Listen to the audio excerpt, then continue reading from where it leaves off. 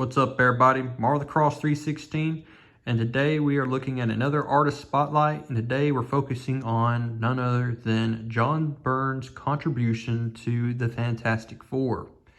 John Byrne is noted for having a great run on X-Men, but many might forget that he also had a pretty awesome run on the Fantastic Four, starting way back in 1981. He did a 5-year run for the Fantastic Four, and this is one of his earliest issues that I have in my collection. A nice minty book right here that I picked up off of eBay earlier this year.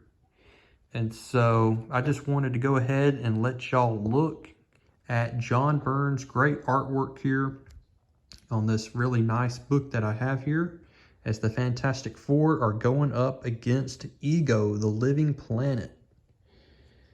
And so within this video, we're going to be looking at some of John Byrne's artwork. John Byrne not only drew, but he also did all of the story as well. And so for 5 years, from 1981 to 1985, John Byrne was doing it all. And this is a fantastic splash page. Right out the get-go here, we have The Thing.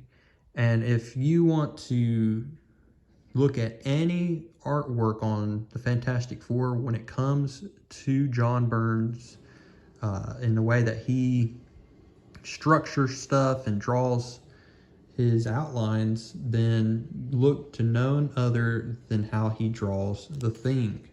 I think out of any artist who draws The Thing, you can definitely tell that it's John Byrne when you look at The Thing, because what he does, unlike any other artist that I've seen, is the way that he shapes the Thing's head, especially making it very circular.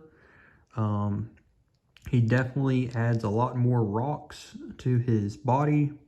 The rocks are not congruent with each other.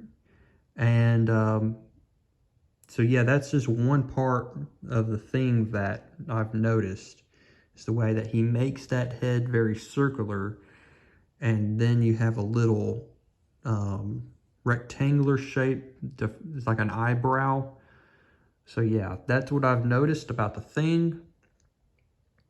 And man, I'm a big fan of John Byrne. He's one of my favorite comic book artists. And as you have been watching my channel, you know that I love his work on the Fantastic Four. It's been a goal of mine to collect his entire run, and I will definitely continue to work on that as time goes on. So wow, there's a lot of great detail that John Byrne brought to the table here, especially as he drew Ego. John Byrne's main goal when he got on the book of Fantastic Four was to bring it back to basics. And pretty much that was the title.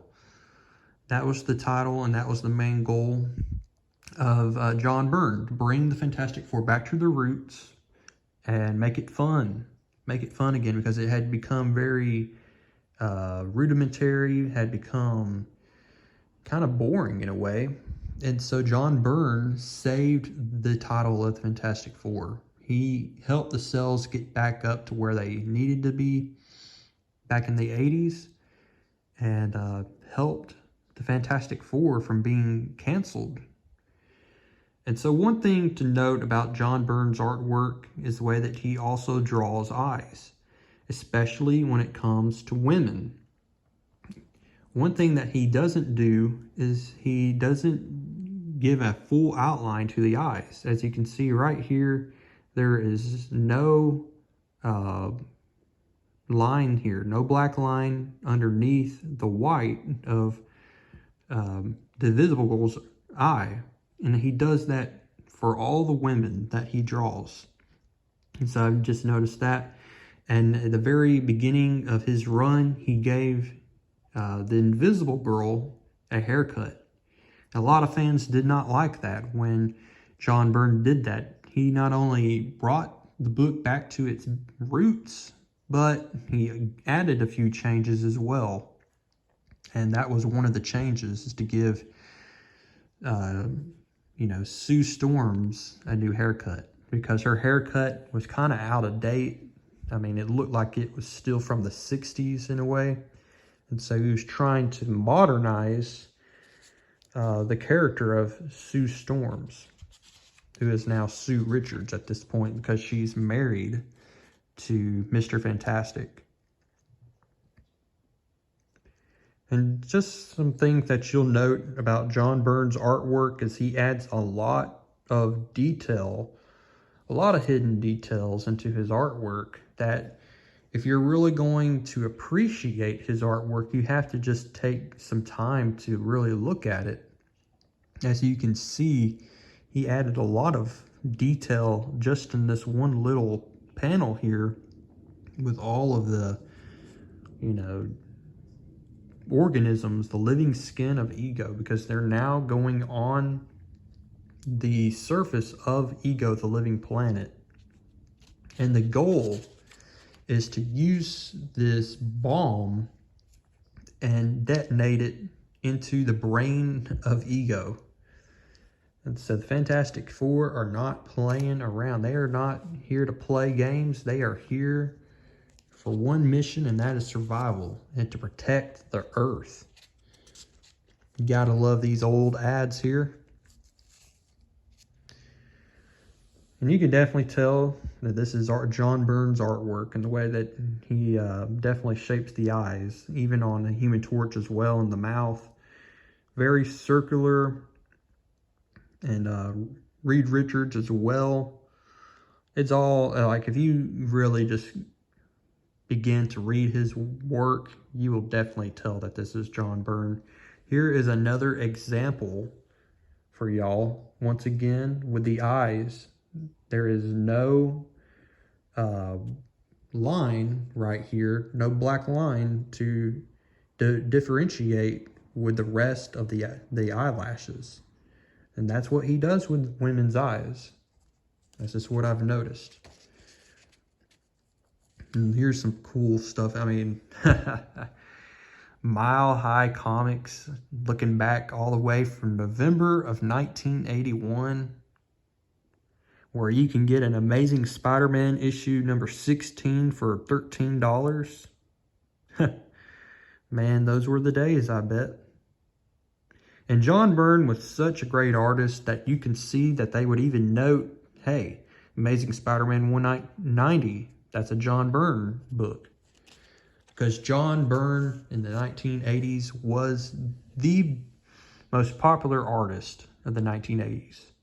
One of the most popular artists.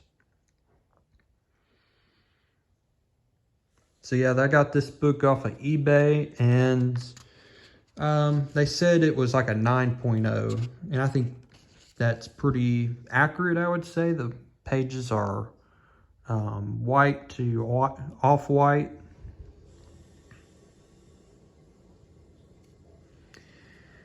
And yeah, this is just a great book. I just read this book actually right before I recorded this video. It's a good story. It's fun. It keeps with the continuity. John Byrne's all about keeping up with the continuity. And yeah, some great stuff.